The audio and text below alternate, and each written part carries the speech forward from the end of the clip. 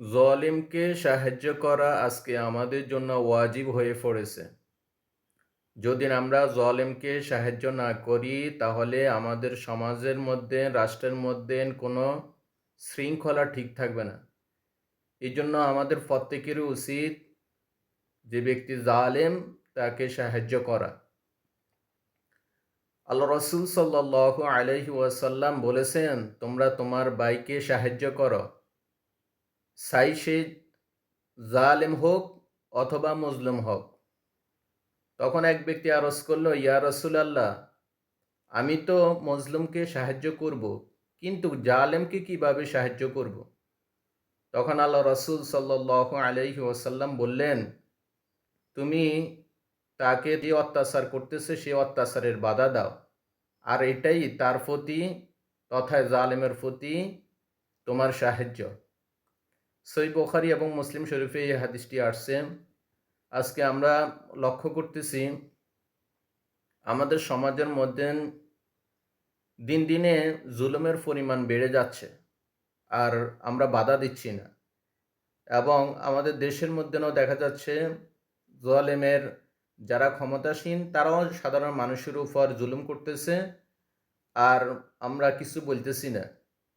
কিন্তু একটা জিনিস লক্ষ্য রাখতে হবে, আমরা তারাও আমাদের ভাই, আমাদের কর্তব্য হচ্ছে তাদের এই জুলুম থেকে আমরা তাদেরকে বাধা দেওয়া, যাতে করে তারা এই অন্যায় কাজ থেকে তারা বিরত থাকে। আমরা আমাদের অবস্থান থেকে প্রত্যেকে প্রতিবাদ করব।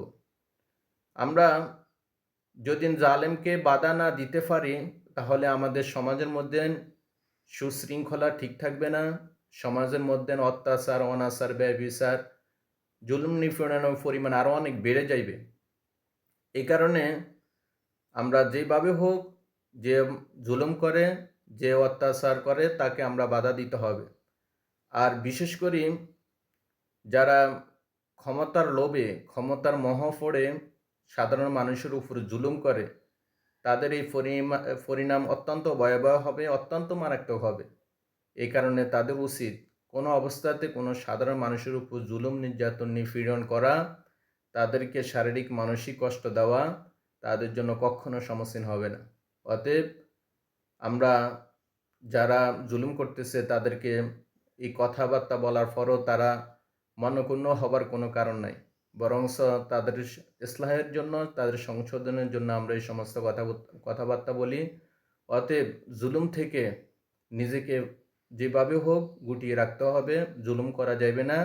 কেননা আর জুলমু জুলমাতু ইয়াউমাল কিয়ামা, জুলুম কিয়ামতের দিন কঠিন ঘোর অন্ধকার হয়ে দেখা দেবে। অতএব জুলুম থেকে আমরা বেঁচে থাকতে হবে। আল্লাহ পাক আমাদের সকলকে জুলুমের হাত থেকে রক্ষা করুক। আমিন।